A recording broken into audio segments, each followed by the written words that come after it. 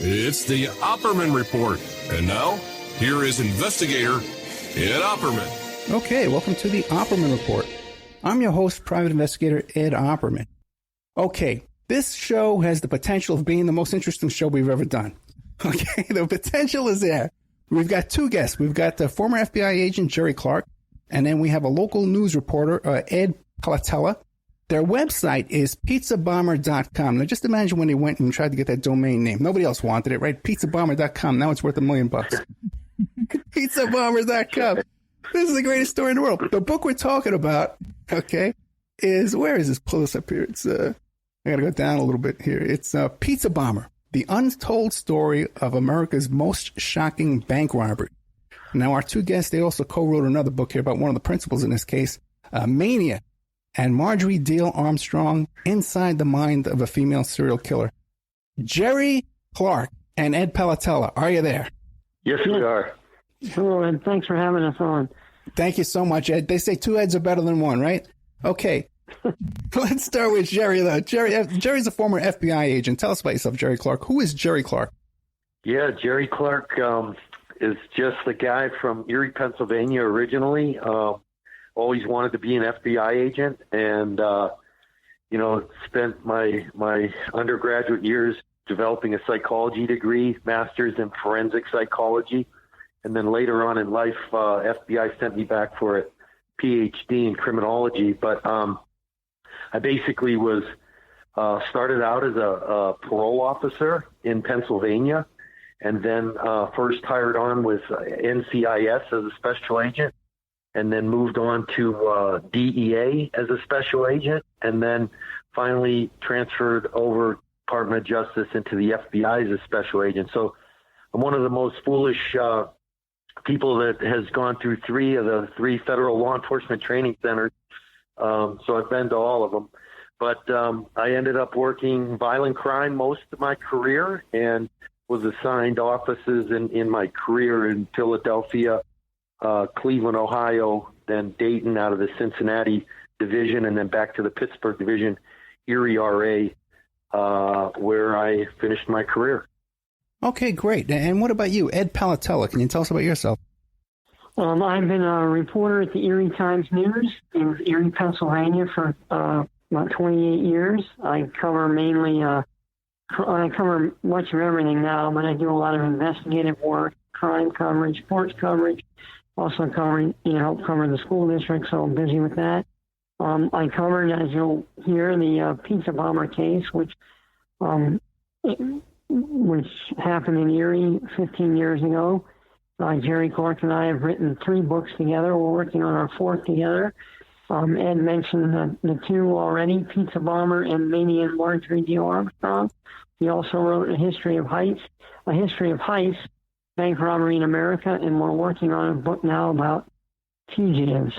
I got a master's degree in journalism at Stanford, and I got a bachelor's in English at Washington University in St. Louis, and I've lived in Erie since 1990. And did you guys know each other before this pizza case came up? Yes, we did. I was in the Erie office. I had transferred back in the FBI. You get fortunate enough sometimes to go back to an office of preference, and I was able to transfer back to the Erie RA out of the Pittsburgh division. And it's there that I had, worked in that office for the last 10 years of my career. And part of that was as a supervisory special agent acting capacity. And that's when I met Ed, who was working as an investigative reporter at the Erie Times News. So oftentimes my job at the FBI would intersect with Ed's job at the Erie Times News, and that's how we got to know each other. And I suppose this new writing team is working out well. No one's attached a bomb to the other one's neck yet. Yeah, I'll tell you, we go through it, and it's been a real successful team that we've developed. He and I, certainly Ed's got such talent with the writing skills, and with the knowledge, background, and experience that I had from the field. We're able to combine our efforts and really put out what we think is a fun, enjoyable, readable product. Okay, so now this story here, because the book is called Pizza Bomber, The Untold Story of America's Most Shocking Bank Robbery. And it was just covered. I just found out just for the pre-interview. It was just covered on Dateline. And there's a series on Netflix right now. You can go catch it right now called Evil Genius.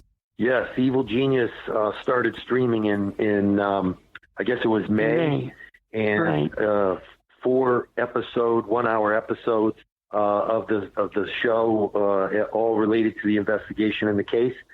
And then just Friday night, Dateline NBC ran a 2-hour episode or series, one night event, but called Death Trap. And it was all regarding the what we call pizza bomber, but what the FBI referred to as Collarbomb. And it was FBI major case number 203. Okay, who wants to take this, either Jerry or Ed, and describe to us, give us an overview of what the pizza bomber case or the collar bomber case, what happened? Well, I guess I can start out, and then Ed, you jump in. Certainly, it's really, when you break this thing down, one of the craziest criminal cases, maybe in certainly modern or recent criminal history, but this may rank among one of the craziest cases ever, quite honestly. On August 28, 2003, an individual we later identify as Brian Wells, a pizza delivery driver, walks into a bank with a bomb around his neck and a cane gun in his right hand and proceeds to attempt to rob the bank. And he's looking for $250,000 in cash. And that's a large amount, obviously, for a bank robbery. And then he was supposed to leave the bank and then go on a series of scavenger hunt type stops to find keys to unlock the bank, because supposedly he was a bank hostage.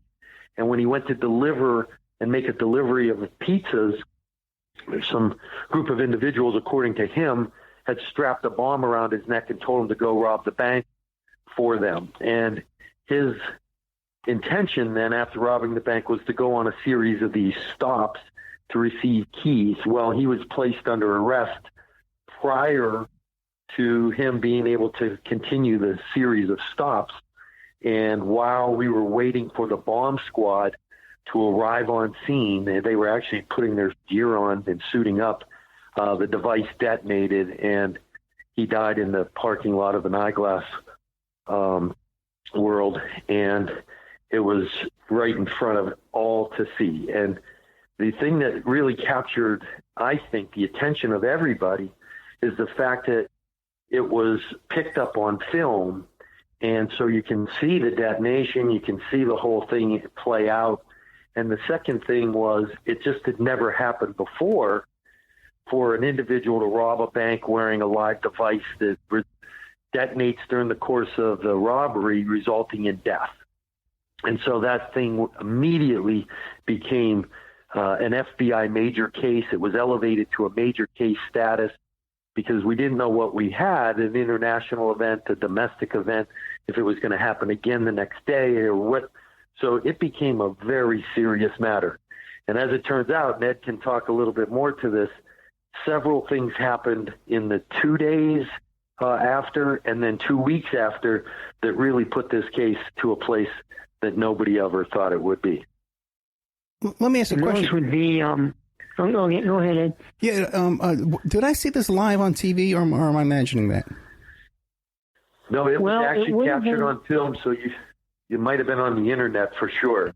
Okay, and so Ed, go ahead. They broke in locally. The local stations in Erie broke in to broadcast some of it live, but yeah, it was captured by the local newscast here. Okay, and what were you going to add before I interrupt you? Well, so, Jerry, 2 days after Brian Wells was blown up, his co-worker at the pizza delivery shop where they worked, his close friend, he died of an apparent drug overdose.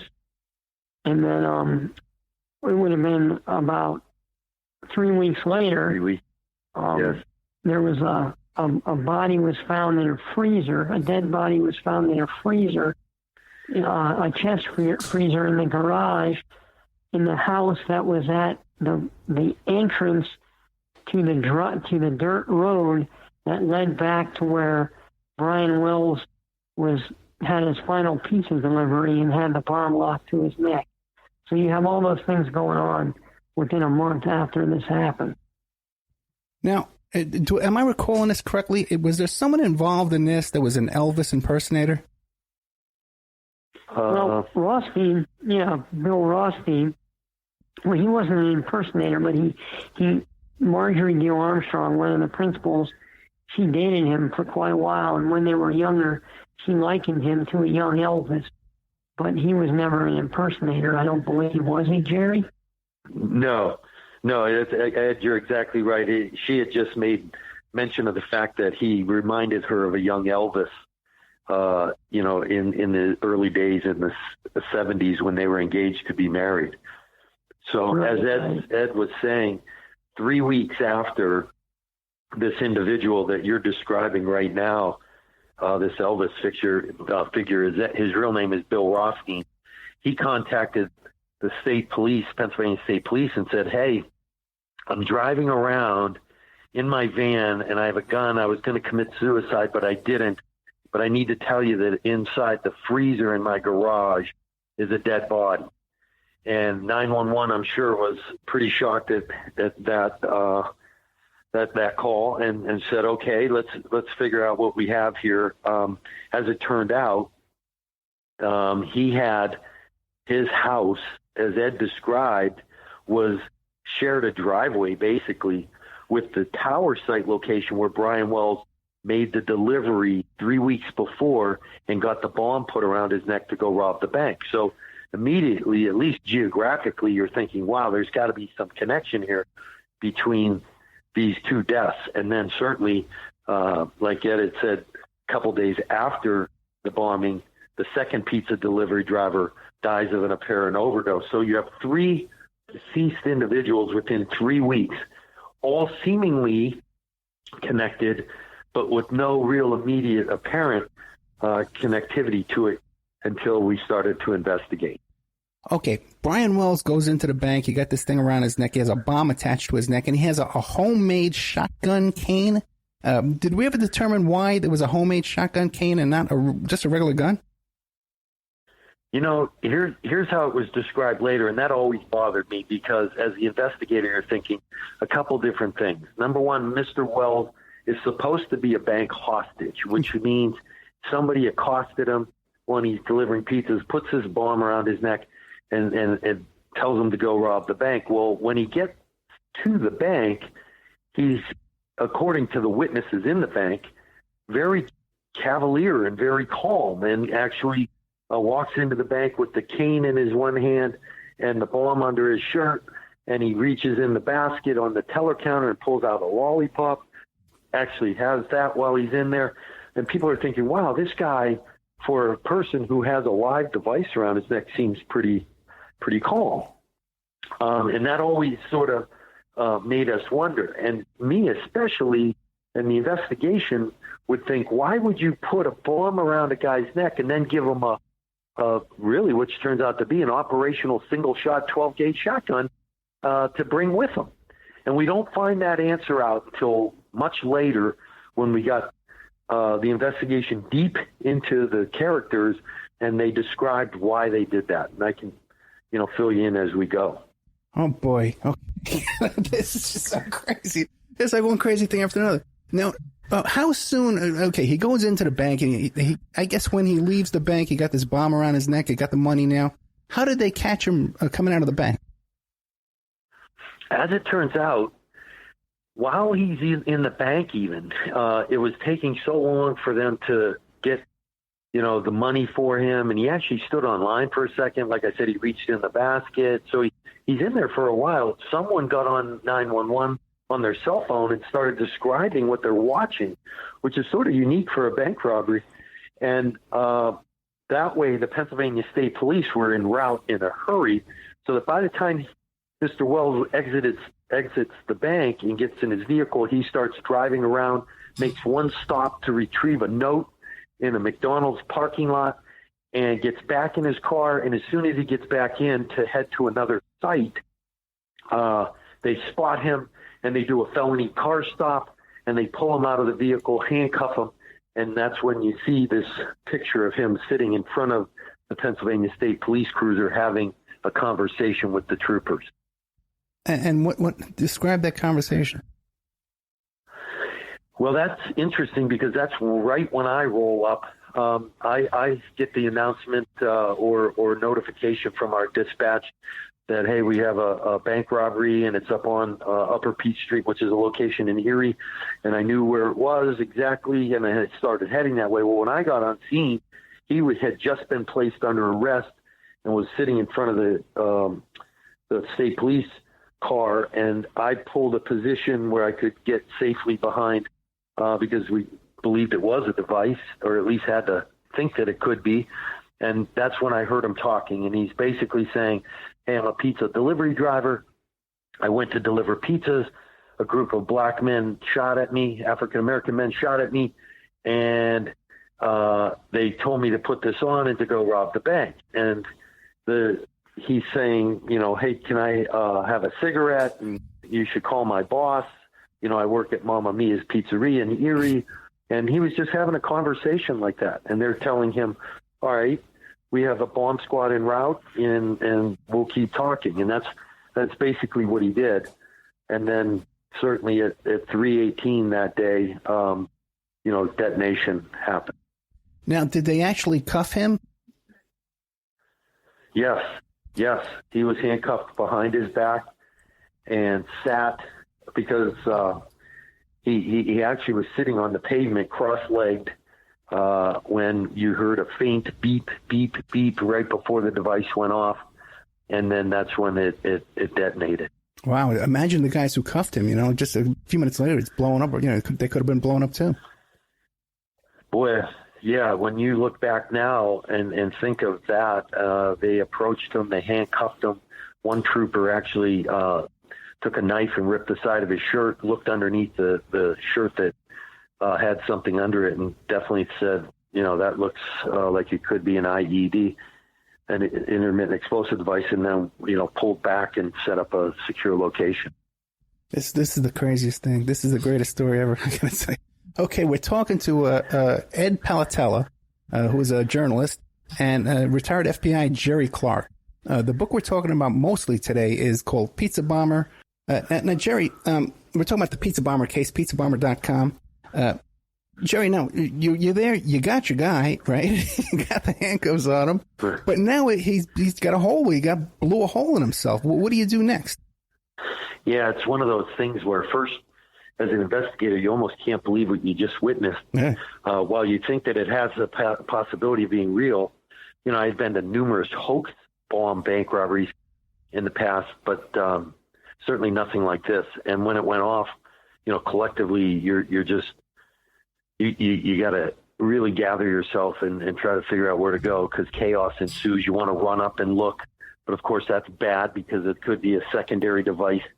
So you want to make sure you stay back, clear the scene with the bomb squad, and then immediately start putting in a plan of action, a timeline and collection of evidence. First two things that come to your mind.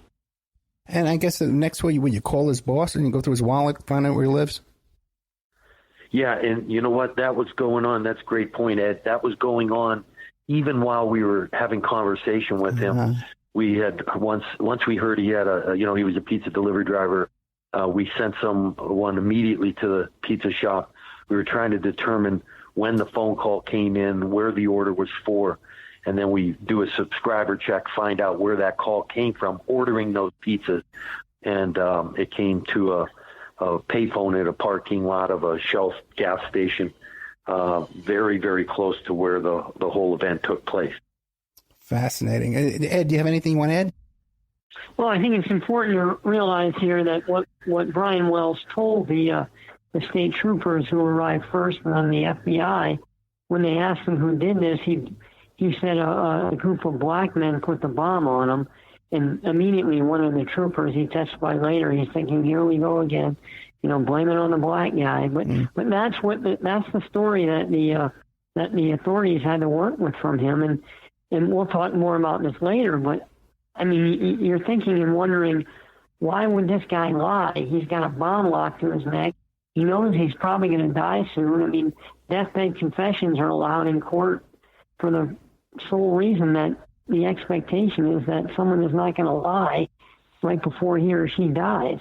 So if you go with that logic, why would Brian Wells make something up when he's about to be blown up? So that's a key. That was a key detail from the start, is what he told the investigators. Wouldn't you say, Jerry? I think it was, and even myself and the Pennsylvania State Troopers, and the troopers did an outstanding job by following up and saying, "Hey, well, can you describe them?" And he couldn't provide a description. So immediately we're starting to think, man, this isn't sounding right, even while we're talking. But then once detonation happened, then of course you're now, in a whole new area of things that you're trying to worry about. But when we got back to that as investigators, we started to realize things just weren't adding up. Now, when he was talking to you, was he nervous? Was he cognizant that he was about to blow up? To this day, I describe it as, sort of like a controlled concern, where it wasn't an all-out panic. He was saying, "Hey, he pulled a key out. I could hear the thing ticking. I'm not lying." And he would say it like that, but it didn't sort of match some of his actions, quite honestly. But I thought to myself, and I've talked to people since then, the longer that he sat there talking, I think more agitated he started to get, and maybe more nervous that this could be real. Because we're going to find out later that he does not believe, according to what they told him, that it was real. And we'll get into that whole thing, whether, his involvement and how this whole thing played out. But you definitely saw some changes taking place the longer it went. Okay, do you think it's a good time right now to get into that, how the whole plan came together and his involvement? Yeah, I mean, basically what happens is a sort of convoluted group of people who found each other with like-minded evilness, quite honestly. And this case really stems and can be boiled down into just an obsession for greed and power and control. And really, because when you think of the plan would be horrible if you had someone rob a bank and then drive around to certain locations doing a scavenger hunt with the money, because you could be pulled over at any point and you'd lose the money. But as it turned out, there was so much involved in this thing. It took a while for us to figure it out. But we went back and tried to start making links between these three deaths. And that's how this case sort of started to evolve. So 3 weeks later, when Bill Rothstein called and said that I had a dead body in the freezer in my garage, we started looking at that. The person that shot the guy that ended up in the freezer, whose name was James Roden, the person who shot him was his girlfriend named Marjorie Deal Armstrong. Now, Marjorie Deal Armstrong had quite a history, and Ed knows it very well, because if you were from Erie, you knew that if you were a man and you dated Marjorie Deal Armstrong, you might not be around for a while. You would certainly live a short life.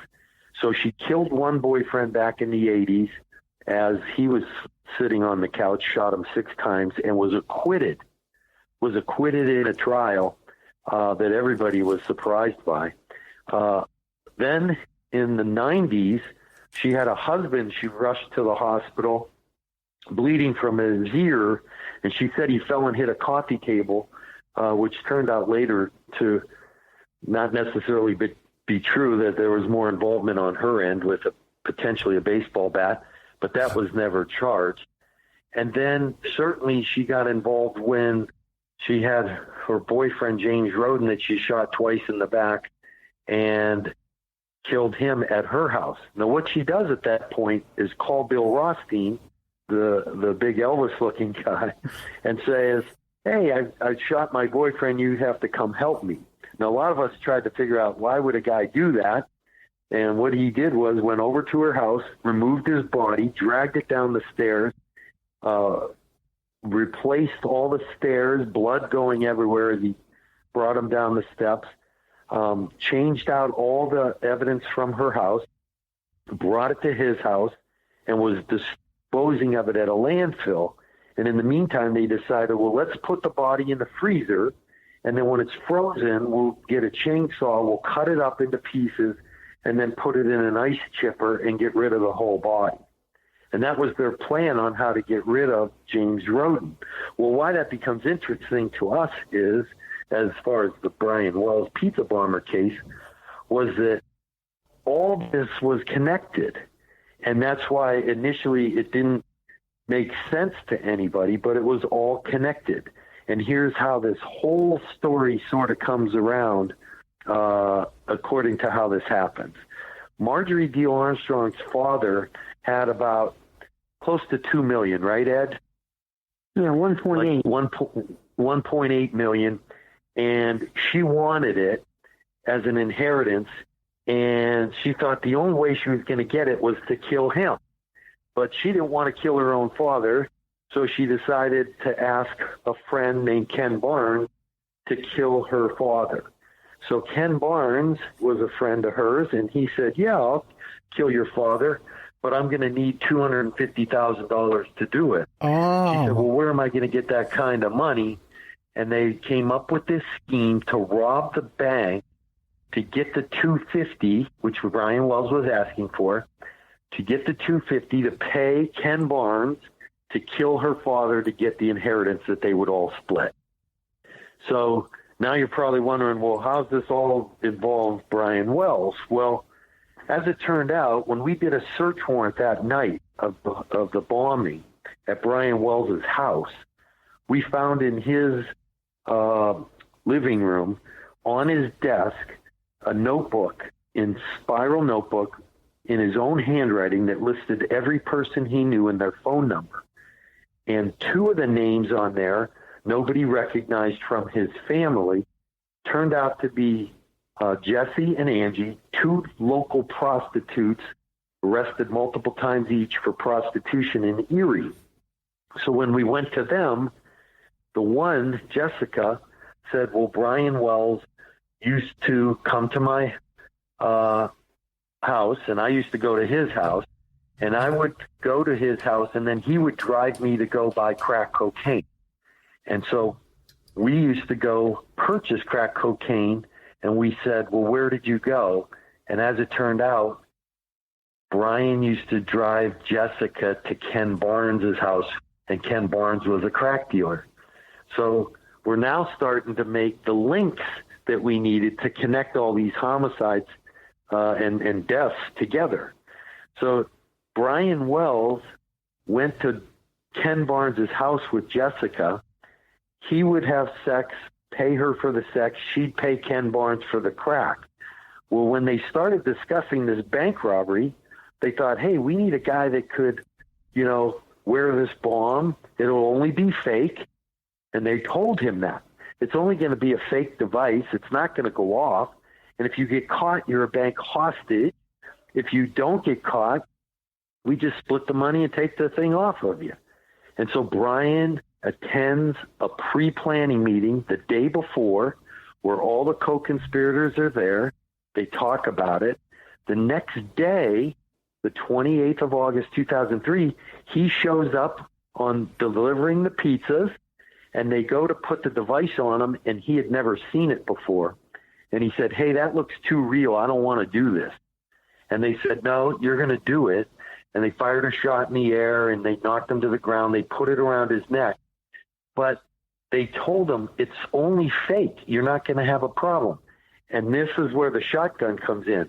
They said, in fact, if the bank doesn't believe that the bomb is real, just lift up this shotgun, which is really a cane, and then rob the bank using the shotgun.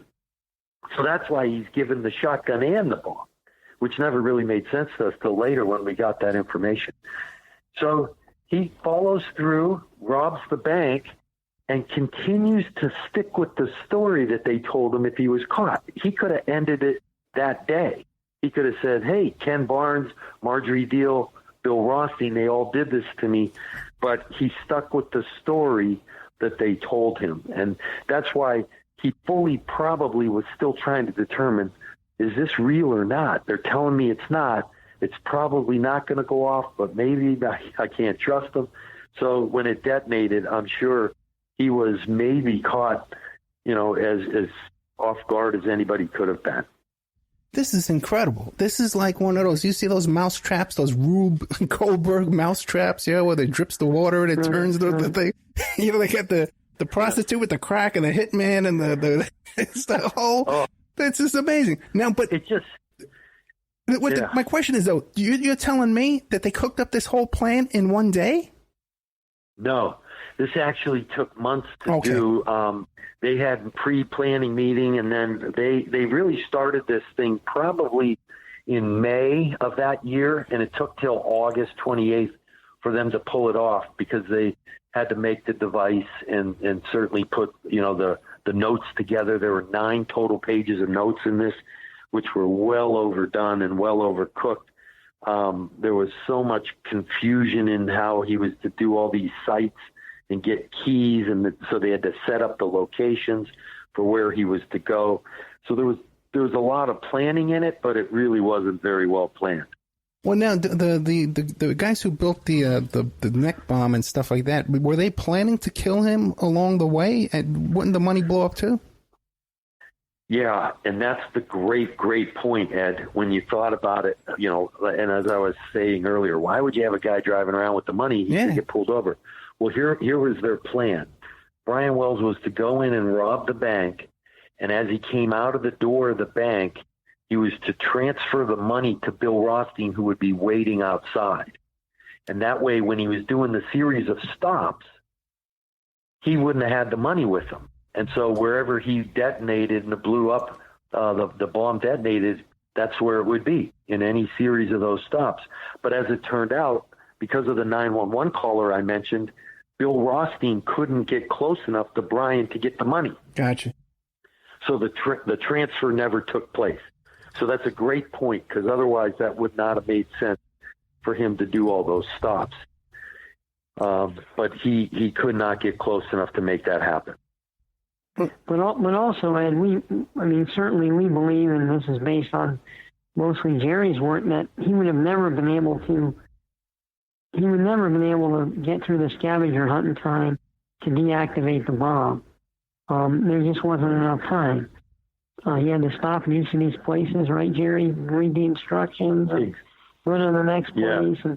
And Brian Wells wasn't mentally deficient. He certainly wasn't mentally disabled or anything, but he wasn't exactly a genius either. So he was kind of a simpleton. So, and then you have all the traffic. This is a heavily traveled area in the county where he's trying to do all these things. So we certainly don't believe he was able to do it, in that they always planned that they were playing God, and they always planned that this guy would die during this scheme. Yeah, there is no doubt in our mind that, and that's a great point, Ed, that he never was going to live that day. There was nothing he was going to do to save his own life. And the problem was he never knew. He was completely duped. He was, like Ed said, he wasn't slow or anything. He was just gullible and naive, and they talked him into it, and he trusted them. And unfortunately, he was never going to be a witness for them. They were going to have him killed. It was a matter of where the device detonated, because it was set off by a kitchen timer. So he had 60 minutes basically after he got the device put on to rob the bank, go do the series of stops to get the keys, and it never was going to happen. Yeah, 60 minutes is nothing. 60 minutes goes by so fast, forget it. You'd never be able to pull that off. Oh, my God. Okay, right. Let's take a little commercial break here. We're talking about the Pizza Bomber. The website is called pizzabomber.com. We're speaking today with former FBI agent Jerry Clark and a local Erie, Pennsylvania journalist, Ed Palattella. The book, get a hold of this book, guys. The book is called Pizza Bomber. I think we should all have the book open in front of us, man, to follow this story. It's just incredible. Right. Yeah. That's right. It's, this one with the crack and the Pizza Bomber, the untold story of America's most shocking bank robbery. Maybe we should do a follow-up show where we all have the book. And then also, too, the other book is, that co-joined to this one, is Mania and Marjorie Deal Armstrong Inside the Mind of a Female Serial Killer. Now, a couple of questions I got for you guys. One is Bill Rothstein, right? How long did he have that body in his freezer there? Well, we believe... Oh, go ahead, Ed. Well, what do we say, Jerry? We believe probably mid-August, right? Right, probably around August 15th. Right, so, right. Is the time frame that he... And here's what happens, Ed. Marjorie Deal Armstrong and her boyfriend were all involved in this scheme and were co-conspirators. Well, her boyfriend, James Roden, before the bank robbery happened, said to Marjorie Deal Armstrong after they got in a fight one night, he said, you know what, I'm going to go to the police and tell about that bank robbery you're going to do. And that's why she ended up shooting him and killing him, because he actually had some involvement in it also and had a fight with her. So they killed him before the robbery happened and then put him in the freezer. So if you think about this, this is the most amazing part of this case. Bill Rothstein still has, and the rest of the co-conspirators, Brian Wells deliver that pizza August 28th while he has a body in the freezer immediately adjacent to the driveway to both of those locations, his house and its tower site. So they're literally feet apart. So when you think of the gall to have the ability to still do this plan with a body in his freezer, it's still sort of mind-blowing. Was there any investigation into the death of Bill Droden or Jane Droden? Well, the interesting thing about James Roden, he was sort of a transient from Ohio, and he found his way to Erie and hooked up with Marjorie, and so nobody really knew that he was even missing. So there wasn't a report filed, or there wasn't anybody who was questioning the fact of, hey, where's James? Nobody has seen him. So he went sort of undetected for a long time until we, found him on the 21st of September of that year. How do we know all this? Did ultimately someone confessed. Yeah, as it turned out, we started really working this. Marjorie Deal Armstrong was initially, when she was arrested the 21st of September 2003 for shooting James Roden, she was declared incompetent to stand trial and was sent away for restoration. So we couldn't interview her again. Bill Rothstein was cooperating with the state police regarding the body in his freezer and Marjorie killing him, but was not saying that the cases were linked between Brian Wells and James Roden's death. So he wasn't going there. But Ken Barnes then became interesting to us because we started talking to Jessica, the prostitute who was involved with Brian Wells and knew him to be a crack dealer. And Ken started slowly giving us information that was related to his involvement. And then finally, he added such detail to the end.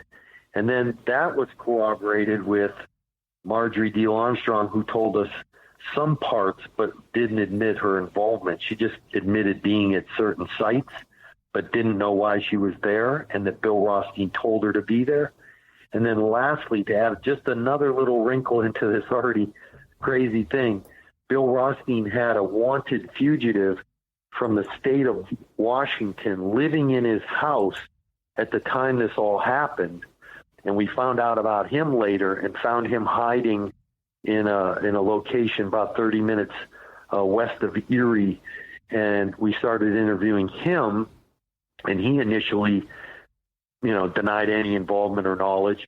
And then once we had some more information that he might have had some, at least some role, he ended up coming clean and agreed to testify also. So we ended up flipping Ken Barnes and Stockton against Marjorie.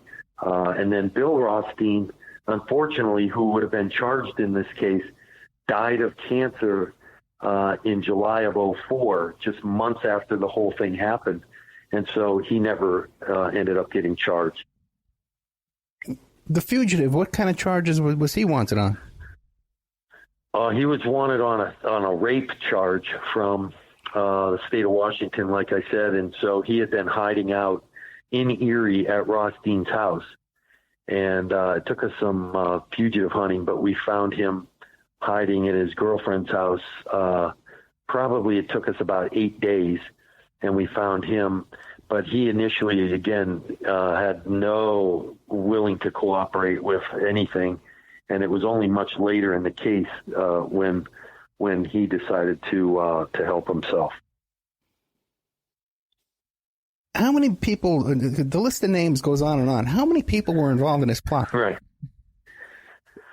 So what we ended up doing was we had 7 people involved in the conspiracy, 2 of which were indicted in 2007, and that was Marjorie Deal Armstrong and Ken Barnes. They were both indicted. Bill Rothstein died, so he was an unindicted co-conspirator. As it turned out, unfortunately, Mr. Wells would have been an unindicted co-conspirator because he cooperated at least, with wearing the device, not knowing it was real, obviously, and trying to back out. But he cooperated, so he would have been. James Roden, the individual in the freezer, was an unindicted co-conspirator because he was dead because Marjorie shot him. And then to sort of tie this whole thing up, the second pizza delivery driver, Robert Panetti, actually had some role in it too. And his role was to continue to help the other co-conspirators keep Brian Wells involved in participation. And they were going to pay him some money. And as it turned out, they gave him a hot shot 3 days later that killed him, a combination of Xanax and methadone that together were lethal, and they knew it were lethal, and they didn't want him as a witness.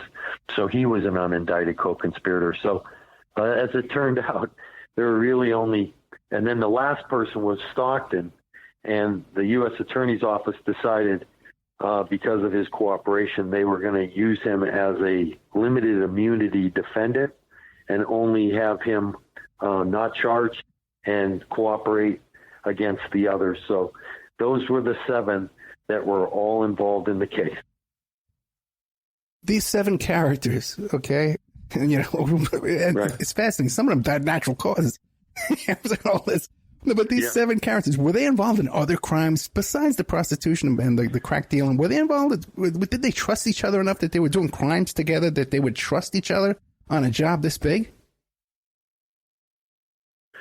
No, they really did not trust each other. Okay. Yeah. Go ahead, Ed.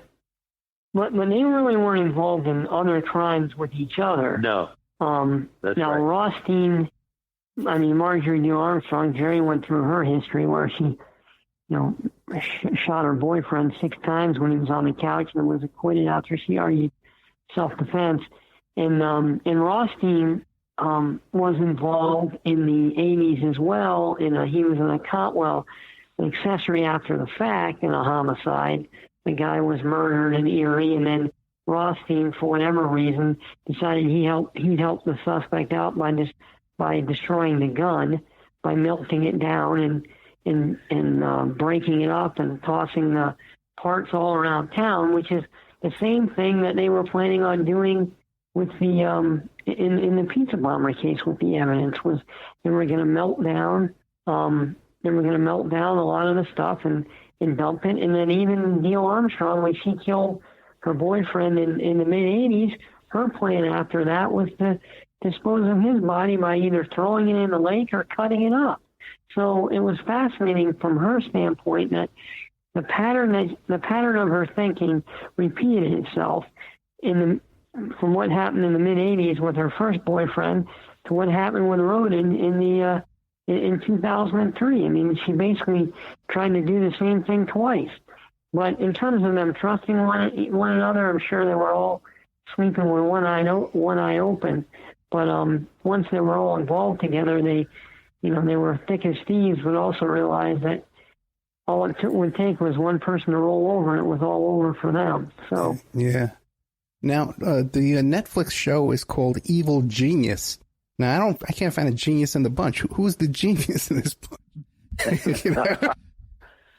You know, it's sort of funny, Ed.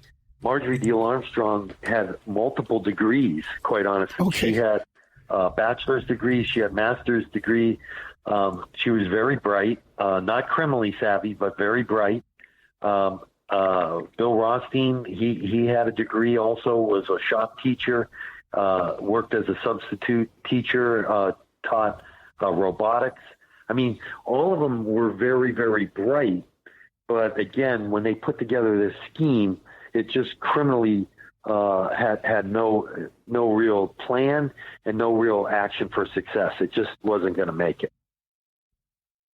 And I tell you, it's fascinating too, because when you look at the picture on the cover of this book, Mania, Marjorie Deal Armstrong, Inside the Mind of a Female Serial Killer. If you look at her picture, you have to wonder, how did she get three boyfriends anyway? You know what I mean? You know, yeah. Is she hooking up with these guys? Yeah. Yeah. She was pretty persistent. Yeah, she had a gun to his head. She was that. Okay. She was something to interview. I still consider that, in a 27-year law enforcement career, one of the really highlights of a career, although people think I'm crazy for sort of describing it like that. But both Ed and I had the opportunity to interview her multiple times, and she is a rare, rare bird. I mean, when you think of female serial killers who use violent means, and this is discussed more in our Mania book, there's not many. Eileen Wuornos comes to mind, as she shot, you know, those the people that would pick her up for prostitution. But Marjorie using a gun as a female serial killer, that's a rare individual. So to be able to interview her and hear her and talk to her was one of maybe the most unbelievable things I did in my career, quite honestly, because I consider that interview and the multiple interviews as some of the most intriguing things I did. Was she remorseful? No, and that's the thing about her. She was upset that Bill Rothstein, put her in these places, and that's what she kept saying. He knew he was dying of cancer, so he just put me in these places so he knew I'd get caught and then I'd be in jail the rest of my life and no one else could have me. And that's how she, like you said, she was such a catch, right? That everybody would want her, but not really. And so I'm telling you, that's her thought process. And she could, use all the projection and minimization and rationalization that, all the best criminals can use. And she was really, really good at it. And she died in prison of breast cancer. Yeah. Yes. Okay. All right, let's take a break. I should order a pizza. Oh my God. Okay. The story, you got to go to pizzabomber.com. First of all, that's the website of our two guests here, Jerry Clark and Ed Palattella. It's pizzabomber.com. Okay. And you can watch this on Netflix right now. It's called Evil Genius. There was a Dateline episode just recently you can catch. Mania and Marjorie Deal Armstrong, Inside the Mind of a Female Serial Killer. She's the one who died of breast cancer. She was the one who has the boyfriend in the freezer.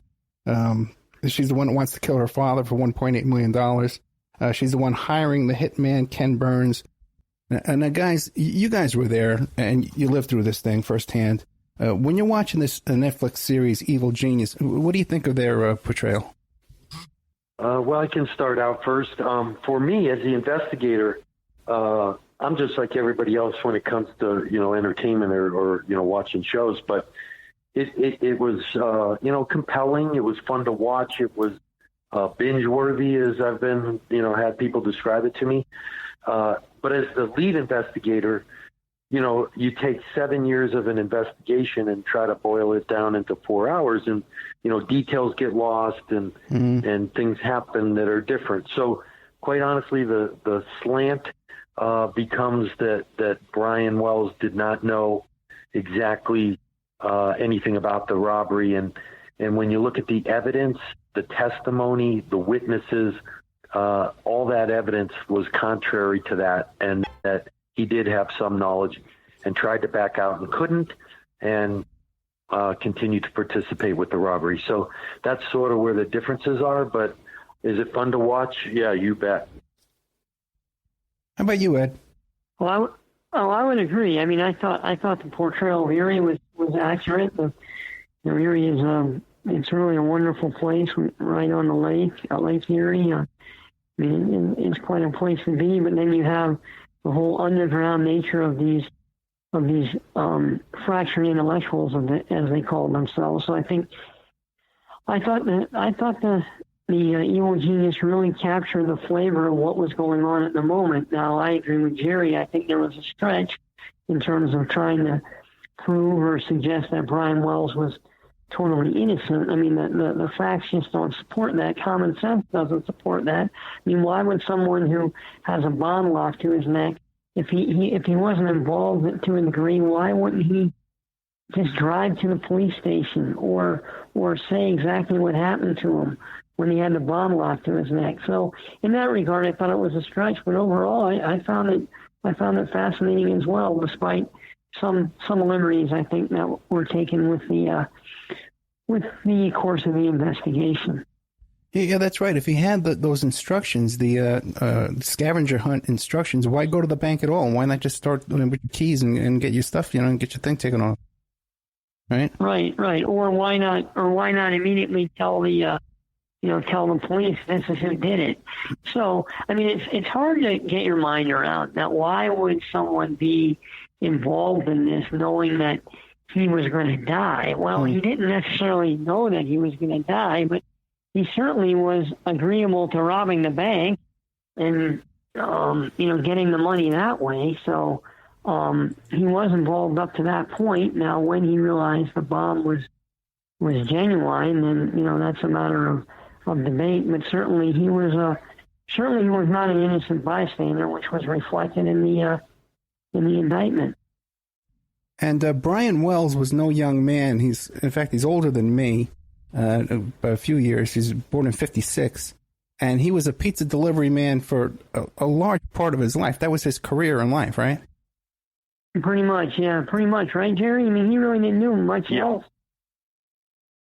Yeah. No, he really didn't. At least for the last 10 years solid. He had tried some other things, but for the last 10 years, he was a pizza delivery driver. Okay, so he can get the pizzas there on time, but, other life decisions probably weren't the best for other decisions in life. What are you going to do, all right? God bless him. Right. Then what about Dateline? What did you think of Dateline? I thought Dateline did a terrific job, quite honestly. They put out all the sides. Of course, Mr. Wells' family is still not convinced that he was involved, and so that's difficult for them. And you know what? For Ed, I got to tell you, I feel horrible what they had to witness and watch. And so any way you look at it, he was killed in a brutal manner, captured on film. So I'll always have sympathy for the family. Unfortunately, they have the opinion that he had no knowledge or involvement, and so that differs from the evidence, like we had earlier said. But Dateline did an amazing job, I think, of telling the story and then letting people draw conclusions as to how they saw the evidence play out. And so I thought it was extremely well done. How about you, Ed? Well, I thought they did a good job. I mean, it was thorough. I mean, Jerry was all over it, which is always good. But they took more of a journalistic approach to it, which, I always find, the better way to go. But they were certainly in Erie quite a bit, right, Jerry? They were on the phone with you all the time, and they met with us and quite a bit. So they paid a lot of attention to the details. That's very true, Ed, and that's what I really liked about how they did it. They kept calling me to fact check. So even though I sat for the interviews and drove them in my vehicle and took them to all the sites, they would call me all the way up to the day it aired, and were saying, "Hey, we just want to make sure this fact is correct according to what the evidence shows." And I thought that due diligence that they took was really admirable in putting out a good product. Now, before you were describing to me that there was one guy who you gave him a deal and he testified against everybody else. What was his name again? Floyd Stockton. Yeah, Floyd Stockton. Now, where's he today? Is he still alive? He is still alive. He still lives out west. He did a period of time in jail for the charge that we had the outstanding warrant for, and he has since been released and living out west, and was never, like we said, never charged in this case. That's the future. I'm sorry. He ended up not testifying. He had a heart attack on the eve of the trial, and he never testified. No. That's the fugitive rapist. Mm-hmm. Yes. Did Dateline or Evil Genius, Netflix, did they contact him? Everybody has tried to, yes, and he refuses to do any interviews and will not cooperate at this point. At least the last I had heard, he wants nothing to do with that, of course. Yeah, you can only imagine what he's up to now. He lived in a house where there was a body in the freezer in the garage for how long, Right. I can only imagine what he's up to today, man. Good old Floyd. Floyd, if you're out there, give me a call. We'll put you on the air. Listen, guys, is there anything I've forgotten to ask you that we haven't covered in this case? It's so complex and so hard to, sort of wrap your head around what happened in this thing. And that's what makes it so unique. And we had talked about this before. It's really the character that make this case, and the fact that they found each other in their like-minded evilness and paranoia and greed that made this what it was. And I certainly hope there's never another group of these fractured intellectuals out there anywhere, because together they just push themselves to the brink of something that I think is one of the most heinous crimes that's really ever happened. Ed? Well, it's interesting, Ed. This crazy plot is still going on, because after she died in April of 2017, this gentleman that she met while she was in prison, they never met in person, they were pen pals. He was gave her legal advice, and I say that with quotes, legal advice. He's been trying to get control of her remains. She was buried outside of Arlington, Texas, because she died in a federal prison, in Carswell, Texas, near Fort Worth and Arlington. And she was indigent, no relatives, no survivors. So she's buried in a pauper's grave out there. And this guy's trying to get her remains so he can bury her in a Quaker funeral, because he claims they were Quakers. And he keeps petitioning the court to get her remains, and the court keeps turning him down, and just keeps going on and on. So even after you would think this is over, it just keeps dragging on in the court system. And what about her father with the $1.8 million? What happened to him? Where'd that money go? Well, he died, Jerry? How many years ago? Yeah. It's probably now 3 years ago. Her father died, and right before he had died, he started giving away large sums of that money to just friends, relatives, neighbors, anybody but Marjorie. And so the mail it's carrier. sort of ironic. The mail carrier, anybody who came to his house. And we interviewed him a couple times. I still feel bad for him, because I had to sit with him and talk to him about, a daughter, his only child, that had talked about having him killed. And so that was a difficult conversation to have. And always felt bad for Mr. Deal. Yeah, I could imagine. Okay, listen, guys, we only have a couple of minutes left, but I wanted to ask you, Jerry, because the day we're filming this is they got this big thing on the news right now with all these bombs were mailed to President Clinton and Obama and former FBI agent, plus he did everything, DEA, you've been all over the law enforcement. What comes to your mind when you see something like this? They're going to, I think, be able to get this solved, I would guess, rather quickly. Yeah. When I look at some of those packages, I just don't see anybody with a real sophistication. Again, I haven't seen this up close yet, or probably never will, but in just what I've seen, I don't think that law enforcement will have trouble putting this together. They're amazing at what they're able to do. And when you have multiple situations like that, it just gives you more and more opportunity to link things. I think so highly of what law enforcement's capabilities are, they'll have this thing at least figured out pretty soon, I would think. Yeah, I agree with you. Okay, guys, what do you want to leave us with before we go?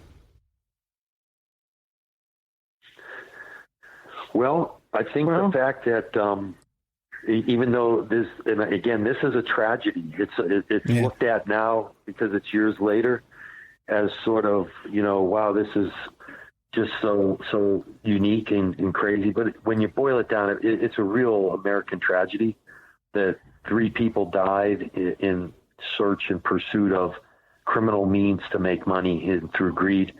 And, it really is sad when you break it down. But the main thing that I'm proud of and the most proud of is that we never gave up. It was a very difficult case to solve and work. And the combination of law enforcement officers working together to do what we do every day that really goes unnoticed a lot of times. And you only hear about bad things. Mm-hmm. Law enforcement does amazing things out there every day to keep everybody safe. And so I'm most proud of the fact that we stuck with it and we solved one of the craziest cases ever. Yeah, I hear you. Jerry, it's easy for me to make a joke and laugh about it, pizza bomber, but you were there when the guy got blown up right before your eyes, and you don't forget that kind of thing right away. I mean, that's trauma. Ed, what would you like to leave us with? Well, I would second what Jerry said, but also I think what always sticks with me or us about this case is that really anywhere in the United States there could be people living like this with this underground network. That's what's kind of so scary about it, is that you can have people like this in your community finding each other and basically coming up with a plot like this in Erie, Pennsylvania, which really is known for its sunsets and its big snowfalls. When it happened here, and it just goes to show human nature has a dark side to it that we'll never fully understand and will never stop surprising us in good and, in this case, very, very bad ways. Yeah, just think, if this guy Rothstein's got a dead body in his freezer, no one's looking for him, how many other people got, a body in their backyard or their freezer or something like that, no one's looking for him? Gentlemen, thank you so much. Okay, this was a great topic, man. I really, really enjoyed this. Keep me abreast, too, of your next book you have coming up, whatever you do next. I'd love to hear it. You guys are on a roll here. Jerry Clark and Ed Palattella, thank you so much. Thank you very much for having us, Ed. Good night, guys. All right. Bye-bye. Bye-bye. Bye. Okay, here we go. Okay, so there we had Jerry Clark, former FBI agent, and Ed Palattella. The website is pizzabomber.com, and it just came out on Netflix, Evil Genius. And the first book was Mania and Marjorie Deal Armstrong, Inside the Mind of a Female Serial Killer. They co-wrote that, and that's the story of this woman who was behind all this. And then the one about the pizza bomber is called Pizza Bomber, The Untold Story of America's Most Shocking Bank Robbery.